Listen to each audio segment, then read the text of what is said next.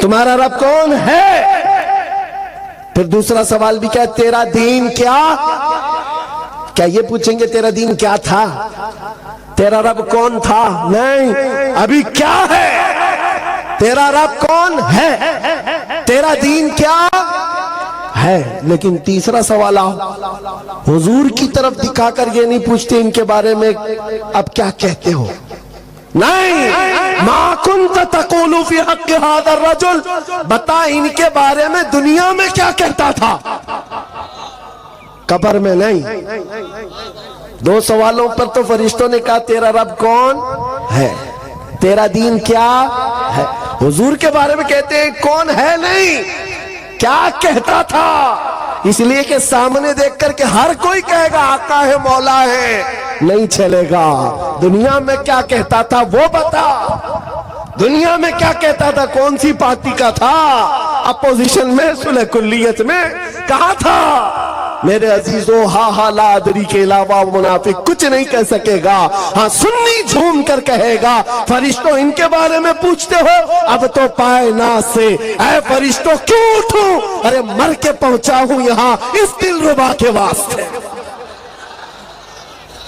مر کے پہنچا ہوں یہاں اس دل ربا کے واسطے۔ اور ہم تو حضور کے بارے میں کیا کہتے تھے، یہ فرشتے پوچھیں گے نا کیا کہتا تھا، ہم تو یہ کہتے تھے جہاں میں ان کی چلتی ہے وہ دم میں کیا سے کیا کر دے، جہاں بانی عطا کر دے، بھری جنت ہبا کر دے، نبی مختار کل ہے جس کو جو چاہے، یہ ہم کہتے تھے۔ عزیزان گرامی، اسی لیے میں آج بات کر رہا ہوں، یہاں کیا کر رہے ہو اسی کا اعتبار ہے۔ نبی پاک صلی اللہ علیہ وسلم کی ایک حدیث، حضور نے فرمایا کسی کے اچھے عمل دیکھ کر کے اس کے پیچھے نہ لگ جاؤ، صحیح حدیث ہے۔ حضور نے فرمایا یہ دیکھو کہ اس کا خاتمہ کس بات پر ہے، حضور نے فرمایا اس کا خاتمہ کس بات پر ہے، ساری زندگی کا دار و مدار اسی پر ہے۔ آج ہم آپ کو بارہا یہ سمجھا رہے ہیں کہ ان حالات کے شکار ہو کر گھر بدلنا، دین بدلنا، نام بدلنا یہ حل نہیں ہے، تمہارے لیے علاج نہیں ہے، کہیں پر نہیں بچو گے۔ بخدا خدا کا یہی ہے در، نہیں اور کوئی مفر مقر، جو وہاں سے ہو یہیں آتے ہو، جو یہاں نہیں تو وہاں نہیں۔ آخری بات سنو، حدیث پاک سے ہی میں ختم کرتا ہوں۔ دو صحابہ کی دوستی تمہارے سامنے رکھتا ہوں، دوست بھی کیسے تھے۔ سعد بن ابی وقاص، عبداللہ بن جہش، جن کو کہتے ہیں نا ہمارے ہاں بہت قریبی جگری دوست ہیں، یعنی اٹھنا بیٹھنا ساتھ میں، کھانا پینا ساتھ میں، بازار جانا ساتھ میں، ایک طرح کے کپڑے پہننا۔ سعد بن ابی وقاص، عبداللہ بن جہش، دونوں کی گہری دوستی تھی، بڑی یاری تھی۔ احد کے میدان میں جانے سے پہلے رات کو یہ دونوں صحابی بیٹھ گئے، مسلح بچھاتے کہتے کل تو رسول اللہ کے ساتھ جانا ہے، 700 صحابہ ہیں، 3000 کافر ہیں، حضور پاک کے مدینے پر حملہ ہو رہے ہیں۔ دونوں دوست کیا کہہ رہے ہیں، کیا مشورے چل رہے ہیں، سنو۔ دونوں کہتے ہیں، حضرت سعد کہتے ہیں میں دعا کروں گا تو آمین کہے گا، عبداللہ بن جہش کہتے ہیں ٹھیک ہے میں بھی دعا کروں گا تو بھی آمین کہے گا۔ دونوں مسلح بچھا کر بیٹھ گئے، دعا کیا کرتے ہیں سنو۔ سعد بن ابی وقاص ہاتھ اٹھاتے ہیں، یا رب العالمین کل صبح جب رسول اللہ کے ساتھ ہمارا جانا ہوگا، صفوں میں ہم آگے بڑھیں گے تیرے نبی کے نام کی عزت کی حفاظت کے لیے، مولا کریم میرے سامنے دشمنوں کا جو سب سے بڑا پہلوان ہو اس سے میرا مقابلہ کرا دے۔ دعا کیا کر رہے ہیں، جو سب سے بڑا پہلوان ہو مولا اس سے میرا مقابلہ کرا۔ کیوں؟ سعد بن ابی وقاص کی دعا ہے، ادھر عبداللہ بن جہش کہہ رہے آمین آمین۔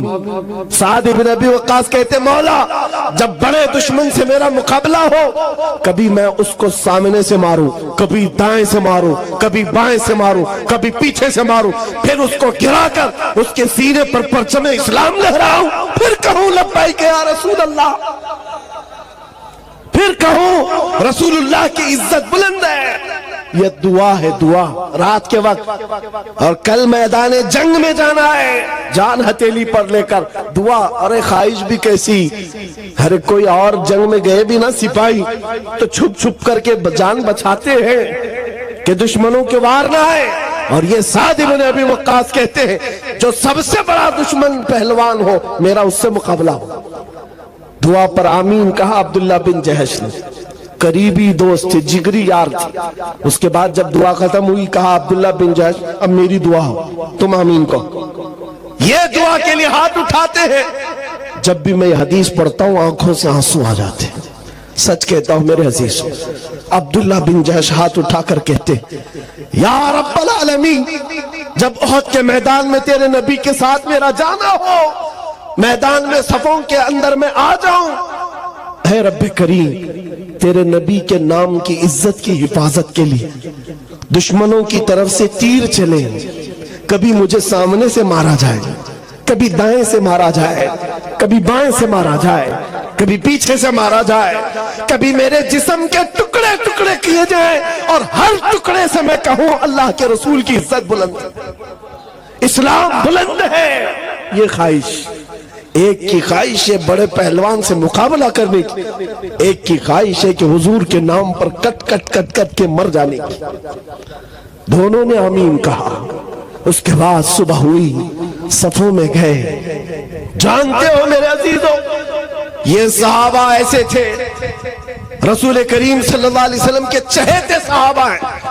جب میدان احد میں گئے تو سعد بن ابی وقاص کے سامنے دشمنوں کا جو سب سے بڑا پہلوان تھا, جس کے بارے میں کہا جاتا تھا وہ 1000 انسانوں کی طاقت رکھتا ہے, وہ مقابل میں آیا.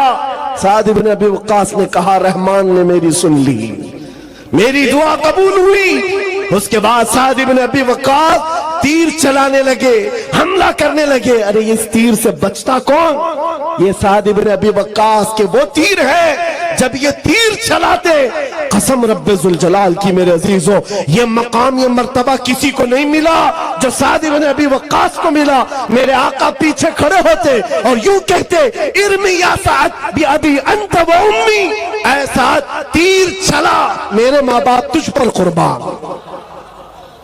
حضور کہہ رہے ساری دنیا یہ کہتی ہے اے اللہ کے رسول میرے ماں باپ آپ پر قربان, اور رسول اللہ کہتے سعد تیر چلا میرے ماں باپ تجھ پر قربان.